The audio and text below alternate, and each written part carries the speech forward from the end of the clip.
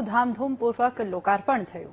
આજે એ જ પુલ ભ્રષ્ટાચારના પાપે મોતના જીવતા જાગતું ઉદાહરણ બની ગયું છે। આ સાથે જ જ્યારે પણ આ પુલ પરથી ભારે વાહનો પસાર થાય છે ત્યારે વાહન ચાલકોના કાળજા ધ્રુજી ઉઠે છે, કારણ કે આખો પુલ ધ્રુજવા લાગે છે।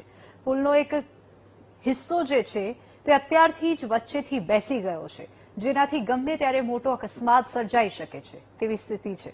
અને ક્યાં છે આ પુલ, ક્યાં આવેલું છે આ પુલ, ક્યાંની છે આ ઘટના, આવું જોઈએ આ રિપોર્ટમાં।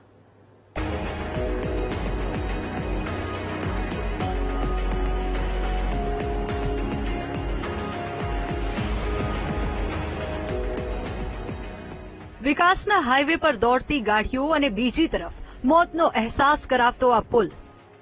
ગીર સોમનાથ જિલ્લામાં વિકાસના મોટા દાવાઓ વચ્ચે ઉના ભાવનગર નેશનલ હાઈવે પર સામતેર ગામ નજીક આવેલો રાવલ નદીનો પુલ તંત્રની ઘોર બેદરકારીની ગવાહી આપી રહ્યો છે।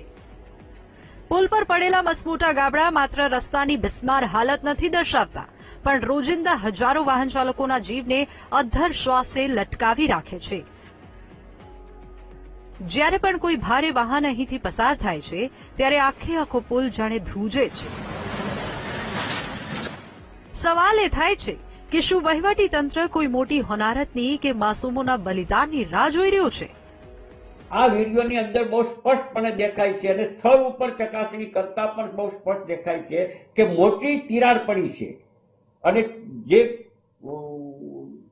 જોઈન્ટ છે એ અલગ થઈ ગયો હોય એ પ્રકારનું વાઇબ્રેશન થાય છે। ગાડીઓ નીકળે, ભારે વાહન નીકળે તો આ મોબાઈલની અંદર જે વિડીયો જે બતાવવામાં આવ્યો છે એ વિડીયોની અંદર સંપૂર્ણપણે બ્રિજ જે છે એ બંને તિરાડો પડી ગયો હોય અને બે ભાગ પડીને એક ભાગ છૂટો પડી ગયો હોય એ પ્રકારનું દ્રશ્ય અત્યારે સંપૂર્ણપણે દેખાય છે।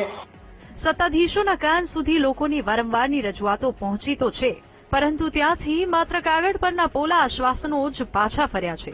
તંત્રની ઉદાસીનતા જોઈને સવાલ એ થાય છે કે શું કોઈ મોટી દુર્ઘટના સર્જાશે અને માસૂમ જીવ હોમાશે?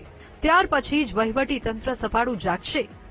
જનતાની માંગ હવે બિલકુલ સ્પષ્ટ અને વ્યાજબી છે।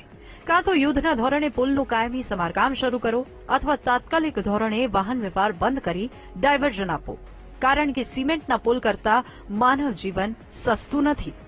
રખેલે નીકળ્યો તો 1 ફૂટનો ખાડો પીડ્યો અહીંયા ને પુલ કોઈ અહીં કોઈ ધ્યાન નથી દેતું ને અહીંયા ગમે માણસને જીવની હાનિ થાય એમ 100% એમ। તમે પુલ પાસે ખાલી ઉભા રહ્યો તો તમને બીક લાગે એવી શક્યતા રહે। અહીંયા માંગ એક આ રસ્તો હામો કરવો પડે, કાયદેસર બંધ કરવો પડે અટાણે હાલની ચકમાં ગમે માણસ મરે એવી શક્યતા છે। અહીંયા નેશનલ ભાવનગર હાઈવે જે બનાવવામાં આવ્યો છે તેની ઉપર રાવલ નદી ઉપર આવેલો બ્રિજ હાલમાં એક સાઈડના ભાગમાં ધરાશાયી થઈ જાય તેવી સંભાવના છે।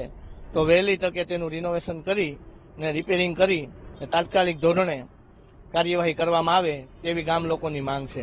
ભૂતકાળની હૃદયદ્રાવક પુલ હોનારતોની યાદો હજુ પણ લોકોના માનસપટ પરથી ભૂંસાઈ નથી। ઉના ભાવનગર નેશનલ હાઈવે પર સામતેર ગામ નજીક રાવલ નદીનો જર્જરિત પુલ માનવ સર્જિત હોનારતની ચેતવણી આપી રહ્યો છે। સ્થાનિક નાગરિકો અને સામાજિક આગેવાનોનો આક્રોશ તદ્દન વ્યાજબી છે, કારણ કે તેઓ જાણે છે કે દુર્ઘટના સર્જાયા પછી કમિટીઓ બનશે, તપાસના આદેશો છૂટશે અને કાગળ પર જવાબદારીઓ નક્કી થશે, પણ એ સરકારી પ્રક્રિયામાં ગુમાવેલા માસૂમ જીવોને ક્યારે પણ પાછા લાવી શકાશે નહીં।